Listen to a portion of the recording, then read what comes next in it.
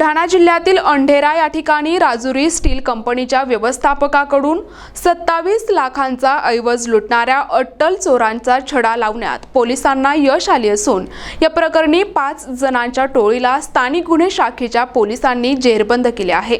यावेळी आरोपींच्या ताब्यातून 13,50,000 रुपयांचा मुद्देमाल जप्त करण्यात आला आहे।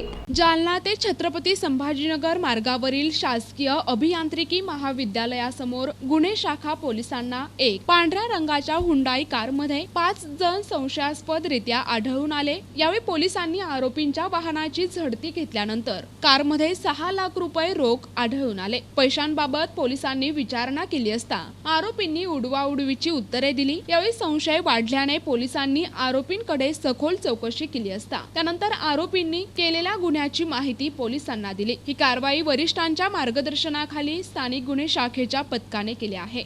प्रतिनिधी नाझीम मनियार, NTV न्यूज मराठी, जालना।